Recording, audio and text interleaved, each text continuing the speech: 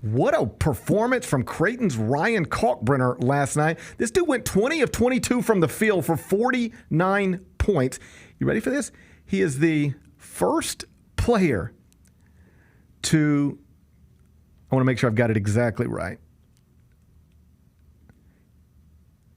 Last night, he goes 49 points, 11 rebounds, 3 blocks in 36 minutes on the court. He set the school record for made field goals in his game, scored more points in a game than any Creighton player has since Bob Portman got 51 against Milwaukee in 1967, and he became, this is the key one, the first Division I player with 20 made field goals in a game on at least 90% shooting since UCLA's Bill Walton finished 21 of 22 from the field against Memphis State in the championship of the 1973 NCAA tournament. How about that? 49 points is That's insane outrageous in a college game. for a college basketball player.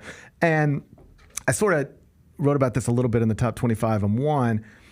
The past 4 Wooden Award winners, in other words, the past 4 national players of the year, have all been centers, front court players, bigs. Luka Garza at Iowa a few years ago, followed by Oscar Tshiebwe at Kentucky. And then, of course, Zach Edey at Purdue wins the last 2. And now here we are again, and we're only 3 days into the season, so let's relax. But Ryan Kalkbrenner is a preseason first-team All-American, so he's in the conversation for this kind of stuff anyway. It could be 5 straight years where a big wins National Player of the Year, and I do not think that's a coincidence. You know what it is? It's a direct byproduct of how the NBA views big men now. If you are a great college point guard, unless you have physical limitations, you're not going to be in college very long. Same thing at really any backcourt position. If you are great and you don't have physical limitations, in other words, you got proper size, proper athleticism, you're not going to be in college very long. Traditional centers, they have nowhere to go.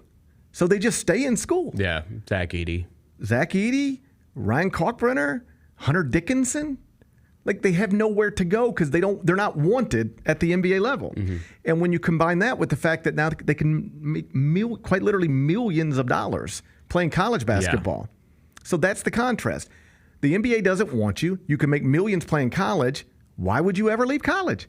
So Ryan Kalkbrenner is doing a 5th year of college basketball right now. Does he not project as an NBA guy? I mean, he's not on a first-round mock draft. You'll look up in a year, and he will be on a roster somewhere, probably.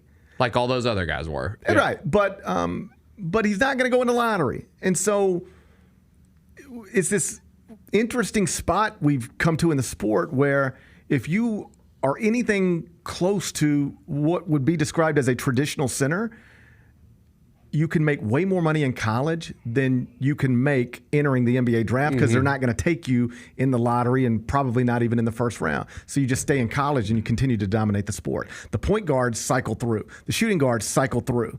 The small forwards cycle through. The power forwards cycle through. But the centers, the great ones, they tend to just stay in college now because there's nowhere for them to go, or at least no great obvious place for them to go. And Ryan Kalkbrenner is the latest example of that. He went wild last night. The Gary Parrish Show, live weekdays at 10 a.m.